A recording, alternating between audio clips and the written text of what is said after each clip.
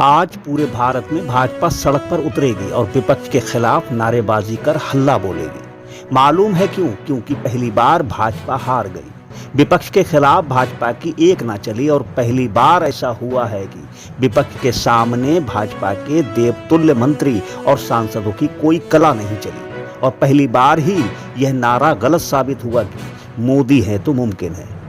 तो भाजपा कैसे और कहां हारी, किस मामले पर आज भाजपा सड़कों पर उतरेगी, क्यों करेगी विपक्ष के खिलाफ हल्ला बोल।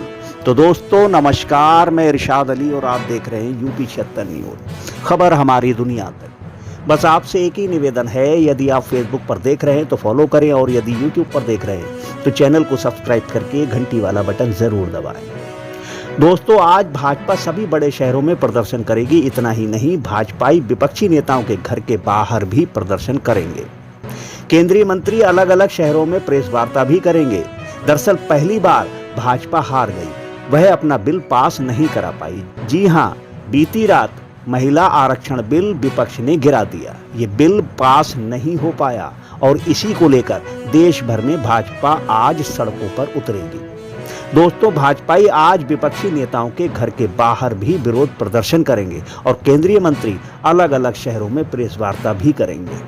तो आखिर बीते दिन संसद में क्या हुआ, आइए पहले ये जान लेते हैं। दोस्तों भाजपा ने महिला आरक्षण बिल पेश किया, जिसको लेकर पहले तो संसद में सांसदों के बीच तगड़ी बहस हुई, जिसके बाद वोटिंग में बिल के विरोध में 230 लोगों ने वोट किया और महिला आरक्षण बिल पास नहीं हो सका। दोस्तों संविधान संशोधन होने के कारण इस बिल को पास कराने के लिए सरकार को 2/3 वोटों की जरूरत थी। इस बिल के पक्ष में 298 वोट पड़े, जबकि विपक्ष में 230 वोट पड़े।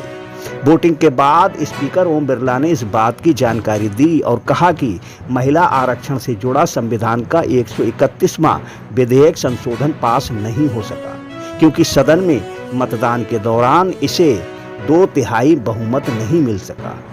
विपक्ष के सांसदों ने परसीमन के विरोध का आधार बनाया। वहीं विधेयक के पारित न होने के बाद भाजपा सहित एनडीए के सभी महिला सांसदों ने नाराजगी देखने को मिली और भाजपा के सांसदों ने संसद के मकर द्वार पर पहुंचकर विरोध प्रदर्शन करते हुए नारेबाजी भी की। वहीं एनडीए के सांसदों ने बिल पास न होने पर विपक्ष को जिम्मेदार ठहराया, जिस पर विपक्ष ने कहा कि इस बिल के जरिए महिला आरक्षण की आड़ में सरकार साजिश कर रही थी। तो आइए सुनते हैं विपक्ष का इस बिल को लेकर क्या कहना है। कॉन्स्टिट्यूशन पर अटैक था, संविधान पर आक्रमण था और इसको हमने हरा दिया, तो अच्छी बात है। सर जो सरकार कह रही है कि महिलाओं का विरोध किया, इस बात की आप लोग पर जो है विपक्ष को नहीं, हमने क्लियरली बोला है कि ये महिला बिल नहीं है। ये हिंदुस्तान का राजनीतिक जो स्ट्रक्चर है, इलेक्टोरल स्ट्रक्चर है, उसको बदलने की कोशिश है। ये हमने रोक दिया है और मैं अभी कह रहा हूँ, प्रधानमंत्री से कह रहा हूँ, अगर आप महिला बिल चाहते हैं 2023 का महिला बिल निकालिए, उसका इम्प्लीमेंटेशन आज से करिए और पूरा का पूरा ऑपोजिशन 100% आपको समर्थन देगा और महिला बिल हम इमीडिएट इम्प्लीमेंटेशन करा देंगे। की बात नहीं थी, ये देश के लोकतंत्र की बात थी, ये देश की अखंडता की बात थी। हम कभी इससे सहमत नहीं हो सकते कि आप इस महिला आरक्षण को इस तरह से परसीमन से जोड़ें कि वो पुरानी जनगणना पर चले, जिसमें ओबीसी शामिल भी नहीं है। तो ये मुमकिन ही नहीं था कि ये बिल पारित हो और मेरे ख्याल से हमारे देश के लोकतंत्र के लिए, हमारे देश की अखंडता के लिए ये एक बहुत बड़ी चीज है। मैम कांग्रेस की क्या रणनीति होगी? जिस तरह वो कह रही है महिला सरकार बार-बार ही कह रही है कि महिला विरोधी चेहरा कांग्रेस का। मैम एक महिला विरोधी माइंडसेट की बात कह रहे हैं, जो गृह मंत्री ने भी बोला। विरोधी माइंडसेट की वो कह रहे हैं जिन्होंने हाथरस में कुछ नहीं किया, जिन्होंने उन्नाव में कुछ नहीं किया, जिन्होंने मणिपुर की महिलाओं के लिए कुछ नहीं किया, जिन्होंने खिलाड़ियों के लिए कुछ नहीं कहा। ये कह रहे हैं कि हमारा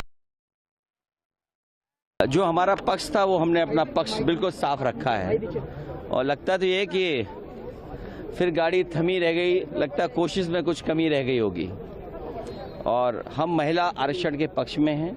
महिलाओं को आरक्षण मिले, उनको सुरक्षा मिले, उनका सम्मान बढ़े, उनको स्थान मिले, और लोकतंत्र में जो उनको स्थान मिलना चाहिए उसके पक्ष में है। समाजवादी पार्टी या विपक्ष ने कोई भी महिला आरक्षण को लेकर के विरोध नहीं किया, लेकिन उसके साथ जो महिलाओं का हक अधिकार को हरण करना चाहते थे वो लक्ष्मण रेखा ऐसी खींची विपक्ष ने, उस लक्ष्मण रेखा के बाहर नहीं आ पाए।